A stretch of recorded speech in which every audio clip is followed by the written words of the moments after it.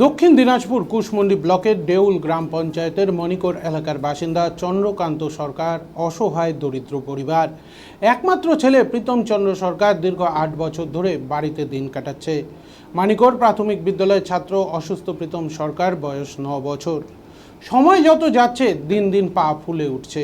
একটি পা ছোট, একটি পা বড় আকারে পরিণত হচ্ছে, যা দেখে শিউরে আতঙ্কে রয়েছে মানিকোর প্রাথমিক বিদ্যালয়ের ছাত্রছাত্রী ও গ্রামবাসীরা। অসুস্থ প্রীতম চন্দ্র সরকার পরিবার অসহায় দরিদ্র কষ্টের মধ্যে দিন কাটাচ্ছে।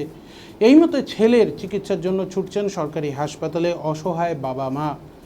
আর্থিক সমস্যা থাকায় চিকিৎসা করাতে পারছে না অসুস্থ ছেলে।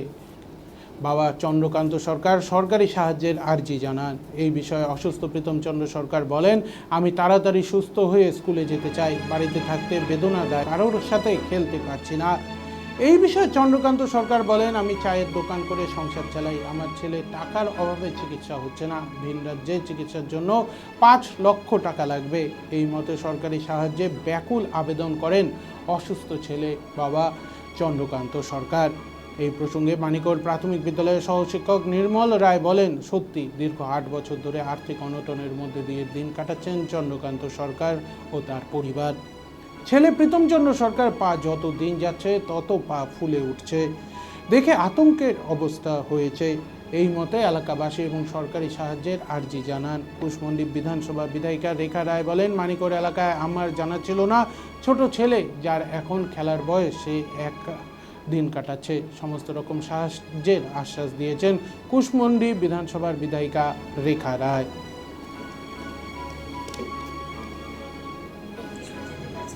স্কুল যেতে পারছে না, ছেলেগুলোর সাথে খেলতে পারছি না। না আচ্ছা, তো দূরে চলে যায়। তুই এমন কি চাই? আমি ভালো হইস, সবার সাথে খেলতে দৌড়ে পারবো। তোমার নাম? প্রীতম সরকার, কোন স্কুলে পড়িস? প্রাইমারি প্রাইমারি কি? মানে করে। ঠিক আছে। ব্যাংকের সমস্যা। আচ্ছা, কতদিন ধরে এই সমস্যা? ৮ বছর। এই- টাকা পয়সার অভাবে চিকিৎসা করতে পারছি না। আচ্ছা, সাহায্য যদি পাই তাহলে আমি চিকিৎসা করতে পারি বাচ্চাটা। আপনার কোথায় বাড়ি? মানিকো হ্যাঁ, জানাইছিলাম, সাহায্য সাহায্য পাই। আপনি কোথায় কোথায়? আর হুম, গঙ্গারামপুর, আচ্ছা। রায়গঞ্জ। এই হাসপাতালগুলো চিকিৎসা করেছিলেন? তারপর ডাক্তারবাবুরা কি বলছেন?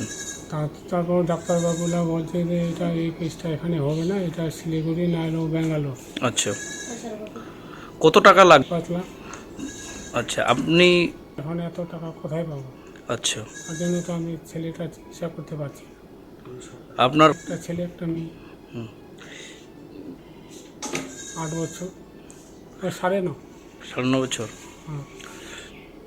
আর এর মধ্যে হচ্ছে যদি কোনো সাহায্য পাই তাহলে আমি ছেলেটা চিকিৎসা করতে পারি। ছেলের নাম আপনার? প্রীতম সরকার, কোন স্কুলে পড়াশোনা করতো? প্রাইমারি। আপনার নাম? চিত্রকান্ত সরকার। অত্যন্ত গরিবের পরিবার, কারণ মা বাবা দুজনেই প্রতিদিন চা দোকান, বলতে গেলে চা দোকান না খুলে চুলা জ্বলবে না, এরকম পরিস্থিতি। তো তারপরেও ছেলে মেয়েদেরকে স্কুলে পাঠায়।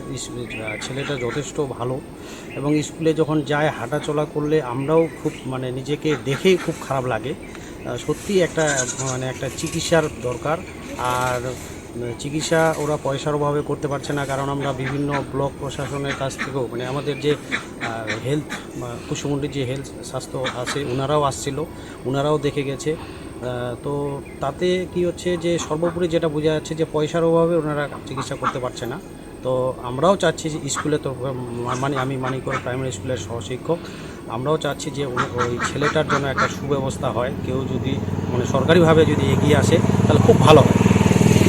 অবশ্যই যদি কেউ কোনো সহৃদয় মানুষ বা সরকারিভাবে যে কোনোভাবে যদি কেউ, এটা ঠিক যে ওই ছেলেটার এখন যেটা সবথেকে বড় কথা হচ্ছে চিকিৎসা। আর ওই আর্থিক অসুবিধার জন্য তার বাবা মা চিকিৎসা করতে পারছে না। তো কোনো যদি সরকারিভাবে বা কোনো সহৃদয় ব্যক্তি যদি তার ওই সেই ছেলেটার পাশে এগিয়ে আসে তাহলে আমরাও সবথেকে উপকৃত হব এবং মানিকর প্রাথমিক বিদ্যালয় এবং সর্বোপরি মানিকরবাসীও উপকৃত হবে। কারণ একটা ওই ছেলেটা দিন দিন যেটা দেখছি পা দিন দিন ফুলে যাচ্ছে। যখন আমাদের স্কুলে আসে তখন পাটা এতটা ছিল না, কিন্তু এখন দিন দিন যেভাবে ফুলতেছে আগামী দিনে হাঁটা চলা দায় হয়ে যাবে। তো এই জন্য আমি আবার সবাইকে অনুরোধ করব, যদি কেউ এগিয়ে আসেন তাকে সাহায্য করার জন্য, তাহলে আমরা সত্যি ধন্য হব যে আজকে আমরা কিছু আমাদের মাধ্যমে বা আপনার মাধ্যমে যে সেই ছেলেরা উপকৃত হয়েছে।